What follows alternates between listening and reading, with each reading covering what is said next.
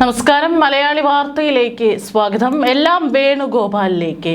K C. Venugopal മുഖ്യമന്ത്രിയാകാൻ സാധ്യത. ഗാർഗെയും രാഹുലും തമ്മിലുള്ള കൂടിക്കാഴ്ച നീളുന്നു. മുഖ്യമന്ത്രി ആരെന്നതിൽ അനിശ്ചിതത്വം തുടരുന്നു. രാഹുൽ ഗാന്ധിയുടെ നിലവിലെ മനസാക്ഷി സൂക്ഷിപ്പുകാരൻ കെ.സി. വേണുഗോപാൽ തന്നെ മുഖ്യമന്ത്രിയാകാൻ സാധ്യത.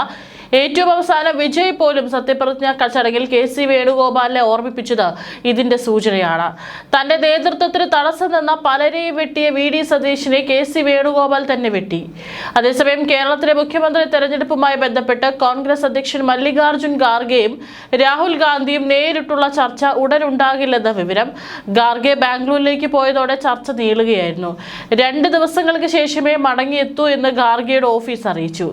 മുതിർന്ന കോൺഗ്രസ് നേതാവ് ഡി സുധാകറിന്റെ മരണാനന്തര ചടങ്ങിൽ പങ്കെടുക്കാനാണ് ഖാർഗെ പോയത്. മുഖ്യമന്ത്രി സ്ഥാനത്തേക്ക് അവകാശവാദം ഉന്നയിച്ച 3 നേതാക്കളുമായും ഇന്നലെ ഖാർഗെ ചർച്ച നടത്തിയിരുന്നുവെങ്കിലും തീരുമാനമായിരുന്നില്ല. തിരഞ്ഞെടുപ്പ് ഫലം പുറത്തു വന്ന് 7 ദിവസം പിന്നിടുമ്പോഴും മുഖ്യമന്ത്രിയെ തീരുമാനിക്കാത്തതിൽ വിമർശനം ശക്തമാവുകയാണ്. MLA-മാർക്കിടയിൽ ഭൂരിപക്ഷം ഉണ്ടാക്കാൻ താൻ ശ്രമിച്ചിട്ടില്ലെന്ന് വി.ഡി. സതീശൻ. എല്ലാ MLA-മാരുടെയും വിജയം ഉറപ്പാക്കാൻ മാത്രമാണ് നോക്കിയതെന്നും വി.ഡി. സതീശൻ പറഞ്ഞു. തന്റെ കണക്കുകൂട്ടൽ കൃത്യമായിരുന്നു. 5 കൊല്ലം UDF-നെ ഒന്നിച്ചു നിർത്താൻ കഴിഞ്ഞെന്നും സതീശൻ പറഞ്ഞു. അതേസമയം MLA-മാർക്ക് പുറമെ MP-മാരിലും ഭൂരിപക്ഷം കേസിക്കെന്ന് നിരീക്ഷകർ. എന്നാൽ തന്റെ സീനിയോറിറ്റി അവഗണിക്കരുതെന്ന് രമേശ് ചെന്നിത്തല കടുത്ത നിലപാട് സ്വീകരിക്കുമെന്ന് സതീശൻ പറഞ്ഞതോടെയാണ് ഹൈക്കമാൻഡിൽ വീണ്ടും കൂടിയാലോചനയ്ക്ക് തീരുമാനിച്ചത്. അതേസമയം തെരുവിലെ തമ്മിലടി ജനവിധിയെ അപമാനിക്കുന്നതെന്ന് രാഹുൽ ഗാന്ധി. കെ.സി. വേണുഗോപാലെ മുഖ്യമന്ത്രിയാക്കാനുള്ള നീക്കത്തിൽ പരോക്ഷ വിമർശനവുമായി യൂത്ത് ലീഗ് നേതാവ് യൂസഫ് വല്ലഞ്ചിറ. വോട്ടർമാർ തീരുമാനിച്ചാൽ ആരെയും ഏത് മണ്ഡലത്തിലും തോൽപ്പിക്കുമെന്ന് യൂത്ത് ലീഗ് മലപ്പുറം ജില്ലാ സെക്രട്ടറി യൂസഫ് വല്ലഞ്ചിറ പറഞ്ഞു. വോട്ടർമാരുടെ ശക്തി വില കുറച്ചു കാണരുത്. ഉപതെരഞ്ഞെടുപ്പിന് കളമൊരുക്കുന്നവർ ഈ കാര്യം ആലോചിച്ചാൽ നന്ന്. കുത്തക മണ്ഡലങ്ങളിൽ തകർന്നടിഞ്ഞാൽ LDF-ന് മാത്രമല്ല എല്ലാവർക്കും പാഠമുണ്ടെന്നും യൂസഫ് വല്ലഞ്ചിറ പറഞ്ഞു. ഫേസ്ബുക്കിലൂടെയാണ് യൂത്ത് ലീഗ് നേതാവിന്റെ വിമർശനം. അതേസമയം കേരളത്തിലെ മുഖ്യമന്ത്രി തെരഞ്ഞെടുപ്പുമായി ബന്ധപ്പെട്ട് കോൺഗ്രസ് അധ്യക്ഷൻ മല്ലികാർജുൻ ഖാർഗെയും രാഹുൽ ഗാന്ധിയും നേരിട്ടുള്ള ചർച്ച ഉടനുണ്ടാകില്ലെന്നാണ് വിവരം. ഖാർഗെ ബാംഗ്ലൂരിലേക്ക് പോയതോടെ ചർച്ച നീളുകയായിരുന്നു. 2 ദിവസങ്ങൾക്ക് ശേഷമേ മടങ്ങിയെത്തൂവെന്ന് ഖാർഗെയുടെ ഓഫീസ് അറിയിച്ചു. മുതിർന്ന കോൺഗ്രസ് നേതാവ് ഡി സുധാകറിന്റെ മരണാനന്തര ചടങ്ങിൽ പങ്കെടുക്കാനാണ് ഖാർഗെ പോയത്. മുഖ്യമന്ത്രി സ്ഥാനത്തേക്ക് അവകാശവാദം ഉന്നയിച്ച 3 നേതാക്കളുമായി ഇന്നലെ ഖാർഗെ ചർച്ച നടത്തിയിരുന്നെങ്കിലും തീരുമാനമായിരുന്നില്ല.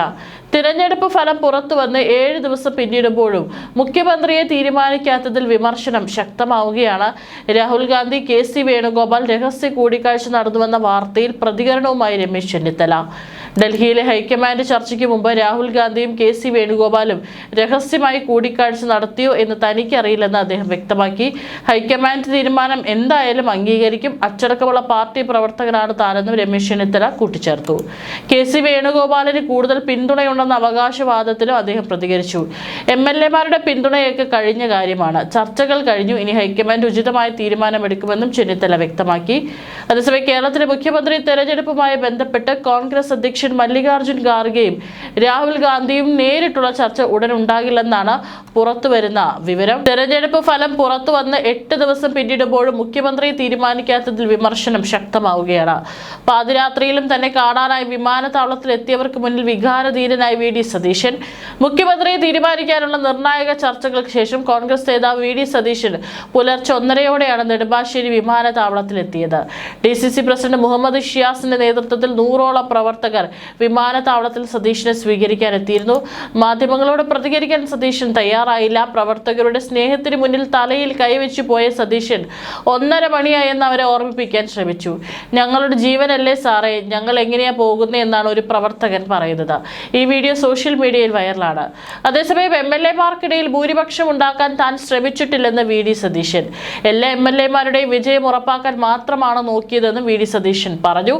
തന്റെ കണക്കുകൂട്ടൽ കൃത്യമായിരുന്നു. 5 കൊല്ലം UDF-നെ ഒന്നിച്ചു നിർത്താൻ കഴിഞ്ഞെന്നും സതീശൻ പറഞ്ഞു. അതേസമയം MLA-മാർക്ക് പുറമെ MP-മാരിലും ഭൂരിപക്ഷം കേസിക്കെന്നാണ് പുറത്തുവരുന്ന വിവരങ്ങൾ.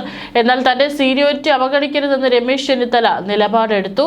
മാത്രമല്ല, സർക്കാർ രൂപീകരണത്തിൽ ഒപ്പം നിന്നവർക്ക് നന്ദി പറഞ്ഞ് തമിഴ്നാട് മുഖ്യമന്ത്രി ജോസഫ് വിജയ്.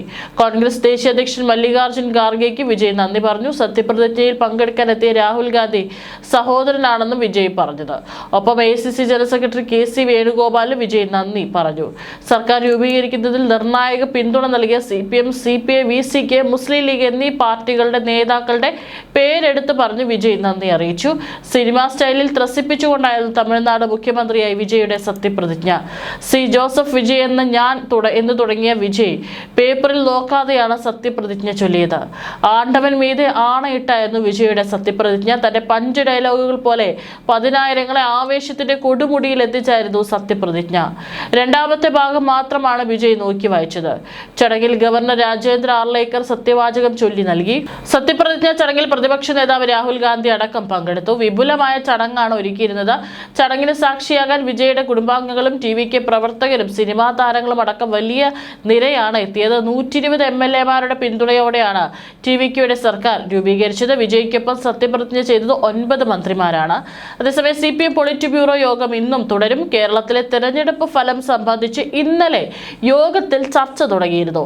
ഇന്നും അത് തുടരുമെന്നാണ് നേതാക്കൾ അറിയിച്ചത്. പ്രതിപക്ഷ നേതൃസ്ഥാനം സംബന്ധിച്ച് ചർച്ച വരുമോ എന്നാണ് ആകാംക്ഷ. ഇക്കാര്യം ഇന്ന് PBയിൽ ചർച്ചയ്ക്ക് വന്നാൽ പിണറായി വിജയൻ തന്റെ അഭിപ്രായം അറിയിക്കും. ഇതിൽ കേന്ദ്ര നേതൃത്വത്തിന് മറിച്ച് അഭിപ്രായമുണ്ടോ എന്നതാണ് നിർണായകമാവുക. അതേസമയം പ്രതിപക്ഷ ഉപനേതൃസ്ഥാനം വേണമെന്ന ആവശ്യം CPI ശക്തമാക്കുന്നതും CPMന് വെല്ലുവിളിയാണ്. പ്രതിപക്ഷ നേതാവിനെ നിശ്ചയിക്കുന്നതിൽ പൊളിറ്റ് ബ്യൂറോയുടെ കൂടി ഇടപെടൽ ഉണ്ടാകുമെന്ന ജനറൽ സെക്രട്ടറി MA ബേബി സൂചന നൽകിയിരുന്നു. വിഷയം PB ചർച്ച ചെയ്യുമെന്ന് MA ബേബി പറഞ്ഞു. ഇതിനിടെ പ്രതിപക്ഷ ഉപസ്ഥാനം വേണമെന്ന നിലപാടിൽ ഉറച്ചു നിൽക്കുമെന്നും CPI ദേശീയ കൗൺസിൽ യോഗത്തിന് ശേഷം സംസ്ഥാന സെക്രട്ടറി ബിനോയ് വിശ്വം പറഞ്ഞു.